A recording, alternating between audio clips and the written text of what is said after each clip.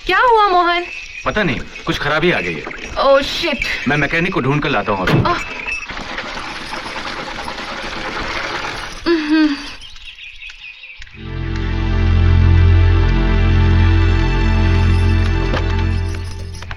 Hello, तुम यहाँ इस गांव में रहती हो? मैंने तो सोचा था हीरा के लिए तुम अपने माँ बाप को ठुकरा कर आई हो तो बड़ी शान से किसी बंगले में रहती होगी, मगर तुम्हारी हालत तो शादी के बाद लड़की का सरनेम बदलता है, पर तुम्हारी तो किस्मत ही बदली हुई लगती है। अब तो कलेक्टर बनने का ख्याल भी दिमाग से निकल गया होगा। अच्छा है, गरीबी जब इम्तिहान लेती है तो कलेक्टरी तो दूर, क्लर्क की ट्रेनिंग में भी फेल हो जाते हैं। अब तुम समझी मैंने हीरा से शादी क्यों नहीं की? क्योंकि मैं तुम्हारी तरह जिंदगी रसोई और बच्चों की झंझट में गंवाना नहीं चाहती थी। जिंदगी गुजारने के लिए सिर्फ प्यार ही काफी नहीं है। मुझे देखो, जमीन पर पाँव कभी कभी रखती हूँ, और तुम सपनों को खरीदना चाहती हो, मगर हाथ में खोटा सिक्का तक नहीं। तुम एक पढ़ी लिखी बेवकूफ हो।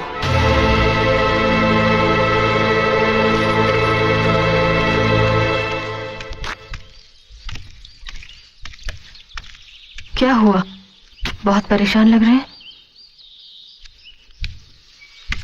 वो जिसने मुझे अपनी जिंदगी से निकाल दिया, मेरी दुनिया से दूर क्यों नहीं चली जाती? वो क्यों मेरे आसपास ताने भरे हंसी के कांटे बोने चली आती? वो गौरी की बात कर रहे हैं?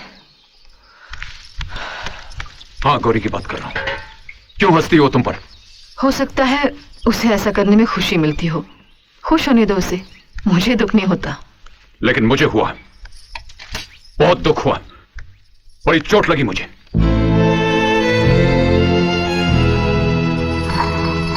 देखो ना, मैं जैसा हूं अब ऐसे ही रहूंगा।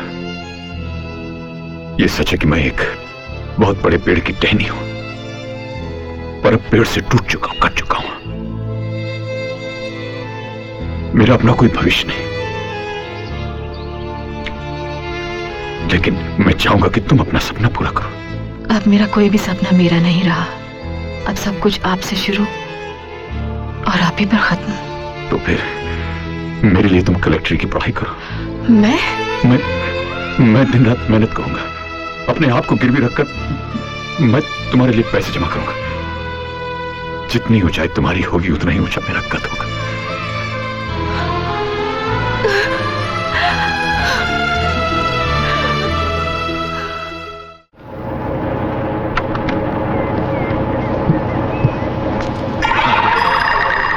ये फौजी यहाँ कहां से आ गया? अपना 10,000 मांगने आया होगा। इसने मुझे देख लिया तो छोड़ेगा नहीं।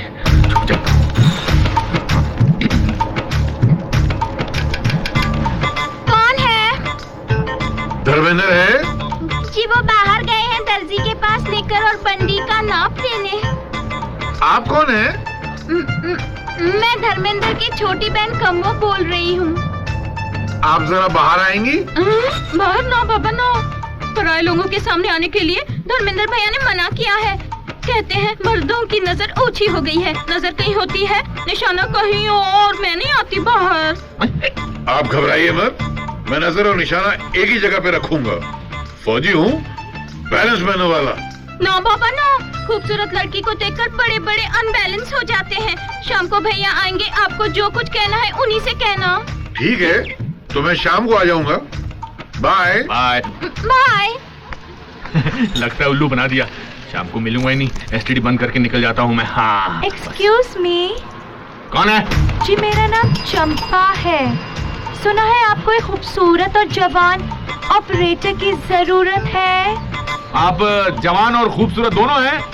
जी, इत्तेफाक से भरतपुर के जवान लड़के मुझे सपने में देख के जाने क्या क्या करते रहते हैं। आ रहा हूँ। चंपा, चंपा कहाँ है? ये रही आपके सामने। क्यों बे, तू मुझे क्या बेवकूफ समझता है? उल्लू का पट्टा समझता है?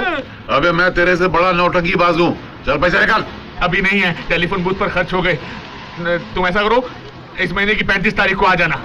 अगर 35 तारीख तक तूने पैसे नहीं दिए तो मैं ये सब तोड़ फोड़ के फोन उठा के ले जाऊंगा, याद रखना।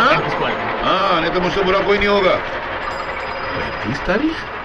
अब एक बात बता, इस गांव में कितने दिन का महीना होता है? तुम अरे तुम मेरी बात का जवाब दे। सामने वाला बोल। हाँ, वो साथ वाली खिड़की। हाँ, आपसे। अच्छा नहीं यार, 35 तारीख? रुको ना यार। अरे तुम भाई, तुम 35 तारीख कहाँ है? तू बोला। हाँ, तुम काकी कैसी है? हाँ, उनसे कहना मैं दिवाली पर आकर मिलूंगा, और अगर उनको पैसों की जरूरत हो तो मुझे टेलीग्राम कर दे। अबे मेरे पैसे। एक मिनट। हाँ, टेलीग्राम कर दे, मैं उनको मनी ऑर्डर भेज दूंगा। काकी को मेरा प्यार देना। Okay, bye bye, tata, see you. एक बात बता, ये तेरा काका तुझसे बात करते वक्त इतना कंफ्यूज क्यों था? काका? काहे का काका? मैं तो इसको जानता भी नहीं। मैं तो उंगली कर रहा था। ये साले लड़ झगड़ के बस पे चढ़ जाते हैं और फिर धक्का मुक्की करके खिड़की वाली सीट पर कब्जा करके सो जाते हैं, साले सुस्त मुर्गे। अब ये सारे रास्ते परेशान रहेगा, ये सोच सोच के कि खिड़की पर सर मारता रहेगा कि मैं कौन हूँ, मैं इसे कहाँ मिला था, मेरा इसके साथ कैसा रिश्ता है, वगैरह वगैरह। एक बात बता, ये सब करके तुझे क्या मिल जाता है? मजा आता है। मजा आता है? तो 35 तारीख कभी आएगी? मेरा पैसा कभी आएगा? वो आ गई। मैं नहीं, आप नहीं, वो आपको बुला रहे हैं। नहीं भाई साहब, आप नहीं, बहन जी आप नहीं, आप भी नहीं। वो ये आपको बुला रहे हैं। नहीं, पीछे वाला। सुनो, सुधर देखो। क्या रे, कैसा है? अरे बड़े भाई, कैसे हो? भाभी कैसी है? ठीक ठाक है ना? उनसे कहना कि तेल खरीद के रख ले, दिवाली में दिया जलाने के लिए मैं आ रहा हूँ। सुन रहे हो ना? दिन को रंगीला देखेंगे, रात में दिवाली मनाएंगे, 1 लीटर दारू पिएंगे। क्या? ओके, बाय, चिड़ियो। क्या तेरा भाई था वो? अरे काहे का भैया, उसको कोई काम नहीं है, आने जाने वालों को बेवकूफ बनाता है। आज मैंने बेवकूफ बना दिया। एक बात बोलूं, तू सबको उंगली करता है, वो तुझे उंगली कर गया। अरे काहे की उंगली? मेरे बचपन का दोस्त था, स्कूल में साथ पढ़ते थे हम। अच्छा, बचपन का दोस्त है? तेरे बेटे की उम्र का है? अरे वो तो एक ही क्लास में बहुत बार फेल हुआ था ना, इसलिए बड़ा ही नहीं हुआ, समझे?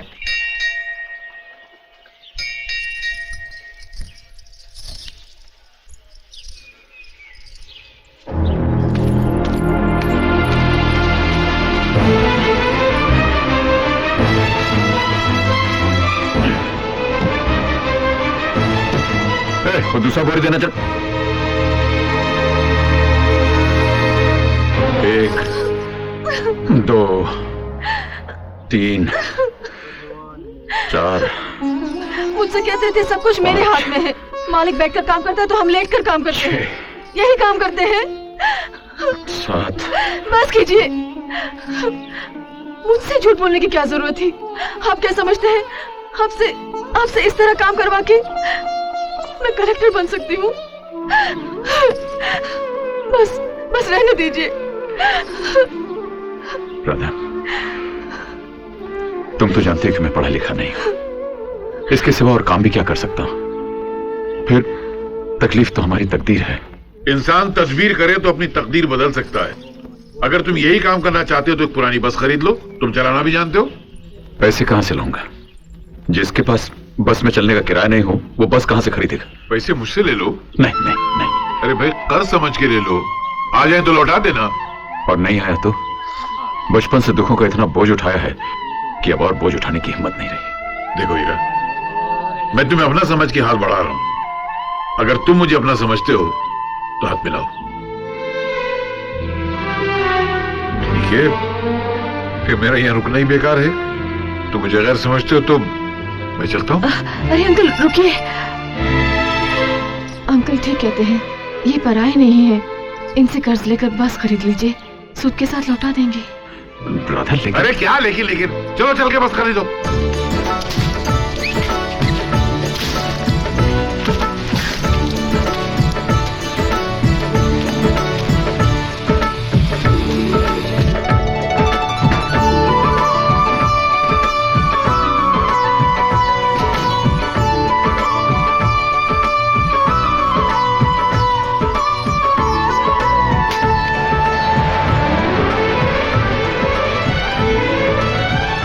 भाइयों और भाइयों, आज तक आप लोगों ने केवड़ा ठाकुर की बसों में सफर किया है। अब ये बस ना डिलक्स है ना लग्जरी, लेकिन फिर भी इसमें आपको एयर कंडीशन बस का मजा आएगा। पूछो कैसे? कोई पूछता नहीं यार। अरे पूछो ना कैसे? वैसे कि इस बस में हमने जो कंडक्टर रखा है वो रखा नहीं है, रखी है। एक फुलझड़ी है, उस फुलझड़ी का नाम है करिश्मा।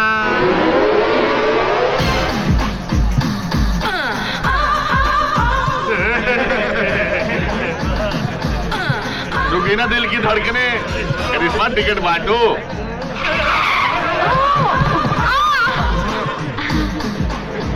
कहाँ की काटूं? अजी आप कहाँ कहाँ की काट सकती हो?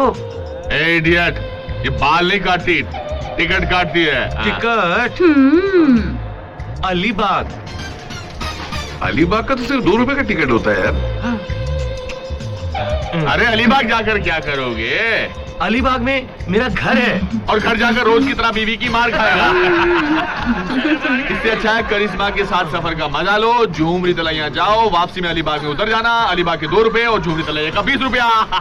ऐसा क्या? ये लो 20 रुपए। तुम्हारी कहाँ की? अलीबाग की, लेकिन झुमरी तलैया से वापसी में उतरूंगा।